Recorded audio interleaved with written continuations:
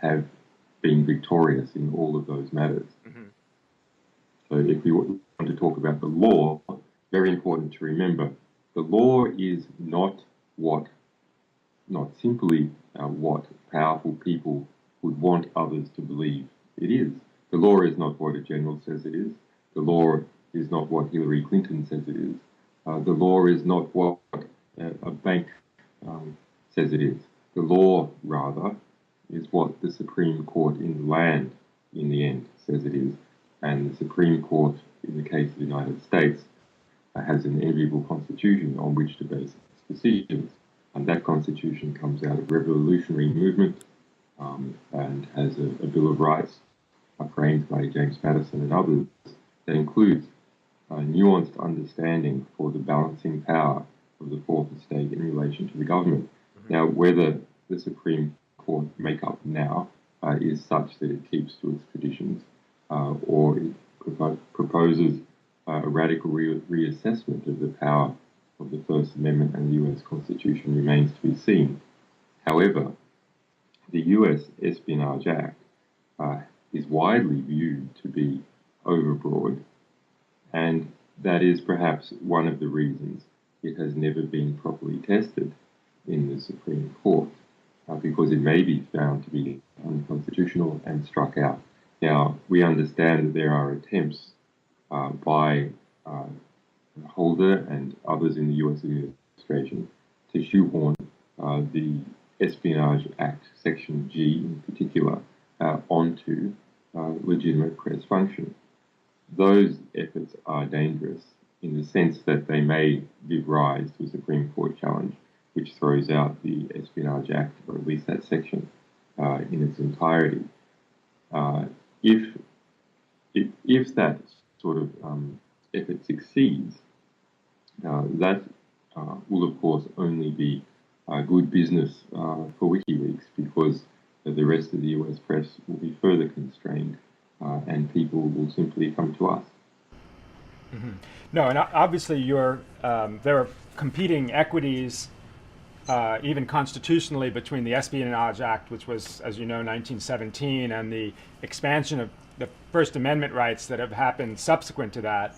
But as you say, the law ultimately becomes what the Supreme Court says it is, and they could narrow some of those First Amendment rights and use some of that in the Espionage Act. But which leads me to my next question. One of the issues that's discussed a lot in American politics these days, in part because of criticism of President Obama, is this idea of American exceptionalism. You seem to also believe in American exceptionalism in a negative sense, that America is exceptional only in the harm and damage it does to the world. Would you describe that as a fair characterization of your view of the U.S.? Well, I think both of those views lack the necessary subtlety. The United States has some enviable traditions, which, to be fair, are based upon the French Revolution and European Enlightenment. But the United States founding fathers took those further. And the federalism of the United States also, with relatively powerful states trying to constrain federal government from becoming too centralized, also added some important democratic controls and understandings. So there is a lot of good that has historically come from the United States. But after World War II, or rather during World War II, the federal government of the United States started sucking in resources to the center, and the power of states started to diminish. Interestingly, the First Amendment started overriding the states' laws around that time, which I see as a function of increasing central power in the United States.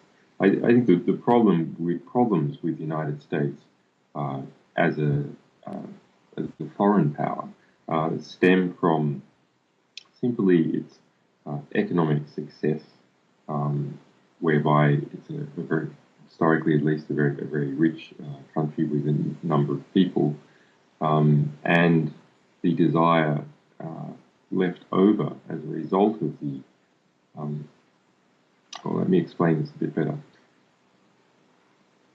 The US saw the French Revolution, and it also saw the behaviour of the UK and the difficulty with kings and dictatorships. So it intentionally produced a very weak president. The president was, however, given a lot of power for external relations. So as time has gone by, the presidency has managed to exercise its power through its foreign affairs function. If we look at what happened with Obama in healthcare reform, we see this extraordinary situation where Obama can invade a country or order strikes against US citizens overseas, but is not able to pass, at least not easily and not in the form that he wanted, a health reform bill domestically.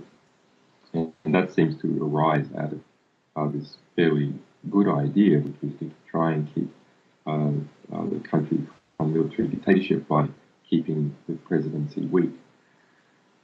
But as the United States is growing economically,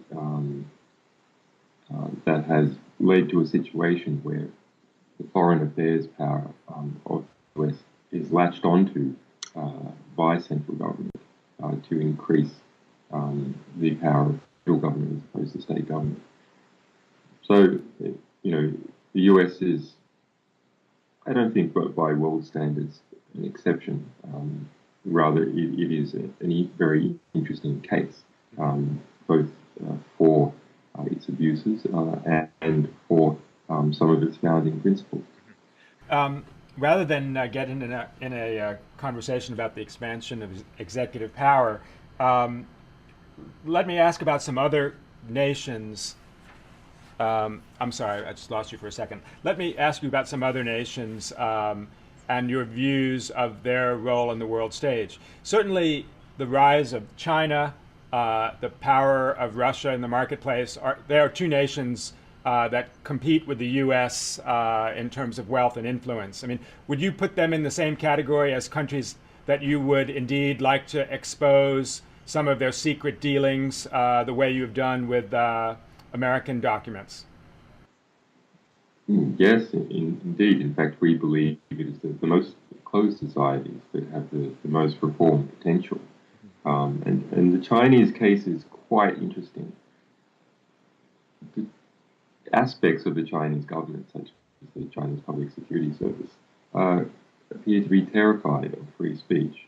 And while one might say that means that something awful is happening in the country, I actually think that is a very optimistic sign, because it means that speech can still cause reform, and the power structure is still inherently political as opposed to fiscal.